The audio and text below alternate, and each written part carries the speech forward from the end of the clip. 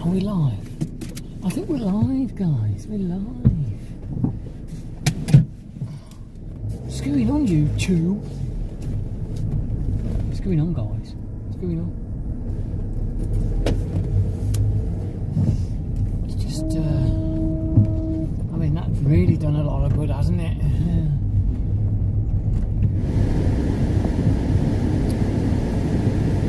Good morning, everybody. You'll have to excuse the hissing noise. Don't worry, it will stop soon.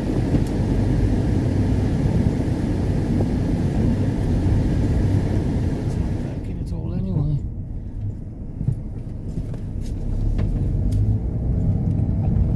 Well, if it's not the consequences of my actions.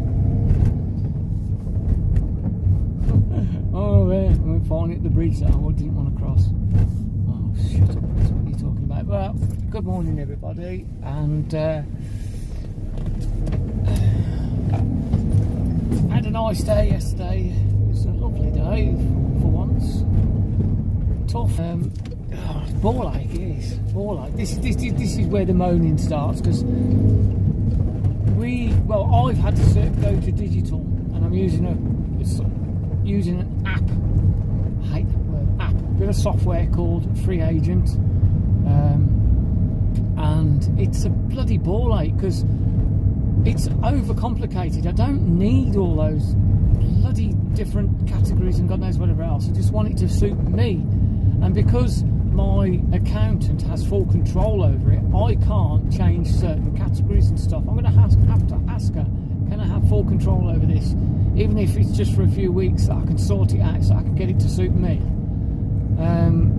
Because I want to be able to look and think, okay, this is how much I'm spending on fuel, this is how much I'm spending on weed and feed, this is how much I'm spending. You know what I mean? I can't see any of that. It's just a nightmare. And I was doing my spreadsheets, but the problem is, because it's all automated, I was looking at my spreadsheets and I said, this doesn't work, this isn't hold on, I've earned more money this month. And what it is, I paid, let's just use this as an example. I paid Sam last night for a job that we did a few weeks ago, before the tax year. I paid her this time. So the question will be, does that go out on this tax year, or does it go out on last tax year? To pay for it, because they're just fucking not paid. So, you know, it just messes everything up. My accounts say I earned X amount 1 month. These accounts say I earned X amount, because there's a delay. So it's just a bloody ball ache. Right, you're just a complete moron, aren't you? No, I'm not waiting. I'm just going to block the road, you stupid bint. So Sam's accounts are still the spreadsheets, and we've got to sort those out, because I haven't been adding the rent or the council tax or electric or any of that stuff.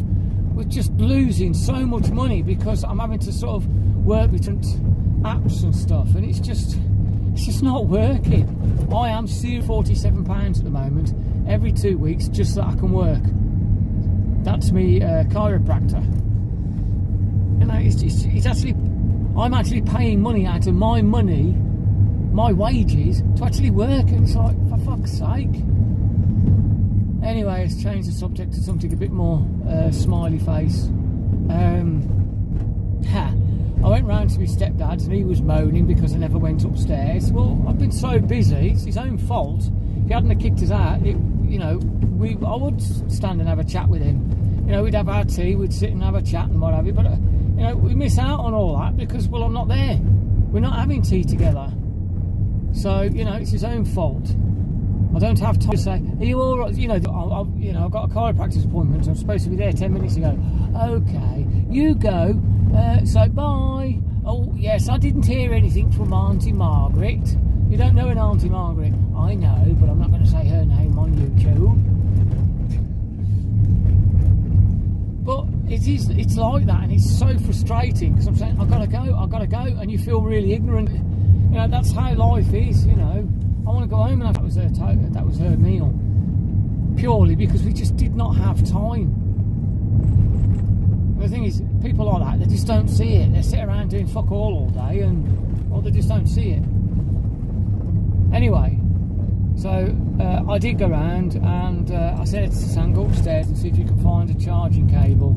I think it is in that drawer. I just didn't have time to look. She couldn't find it. She says, oh, it must be in there, and why she didn't look, I don't know. But anyway, I looked, and I only had a few minutes. It was already late because he was already saying, yeah, bye.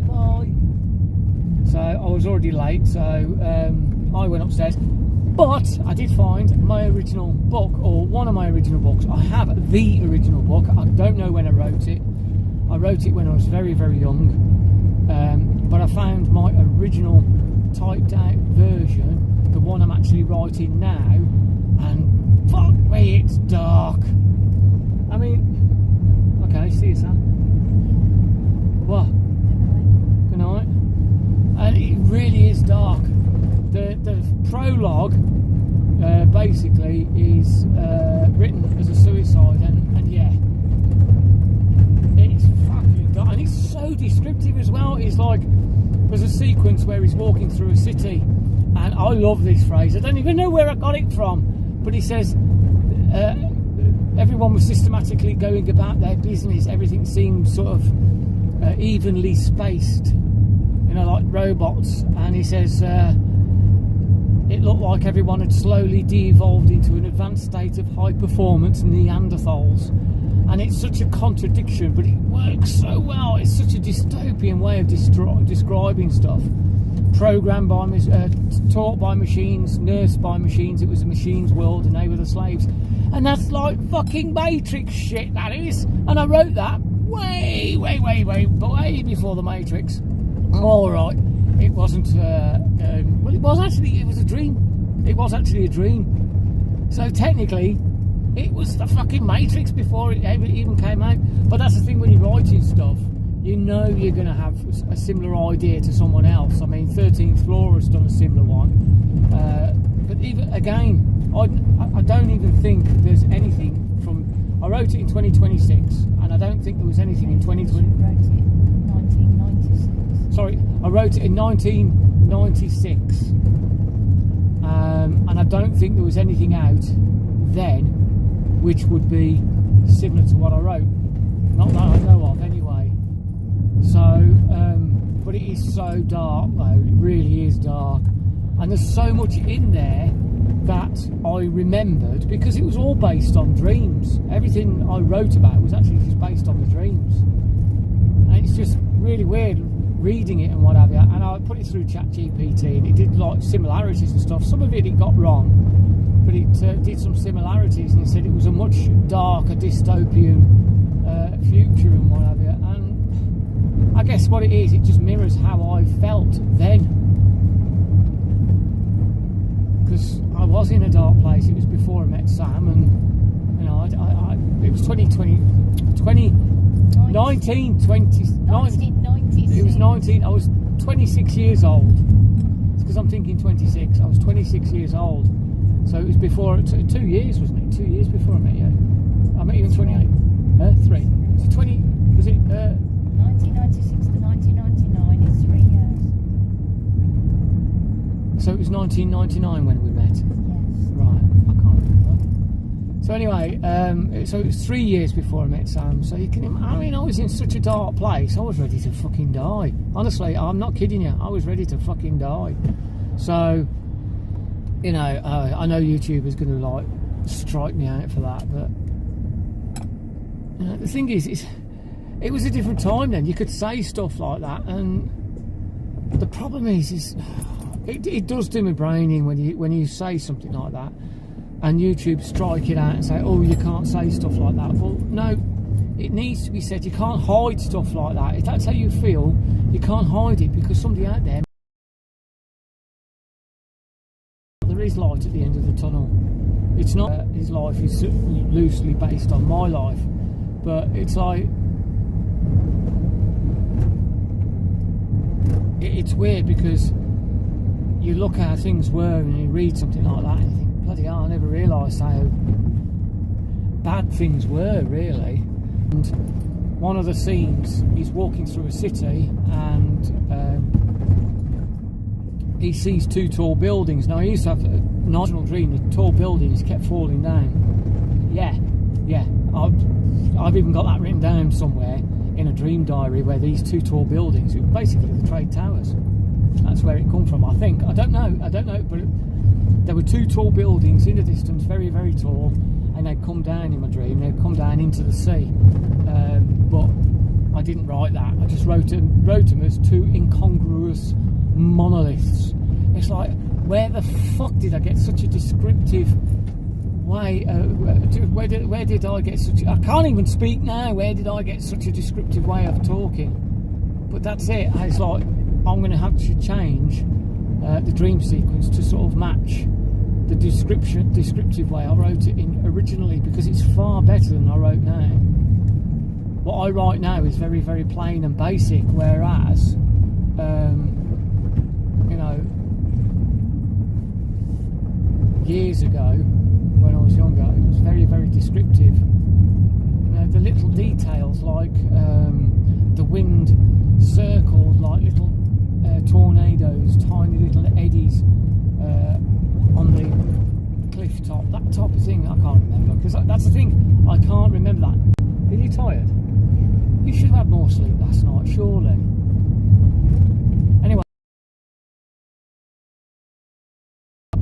that. Oh, bugger nuts. That's alright, it's got that over.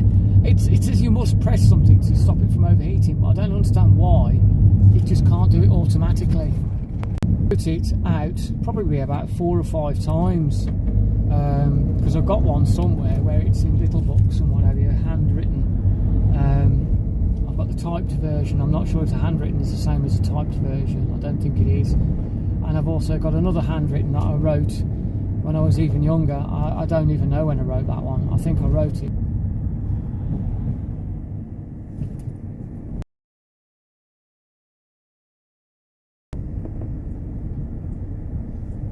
I might even see if I can get that typed out as well, because it's just interesting reading the.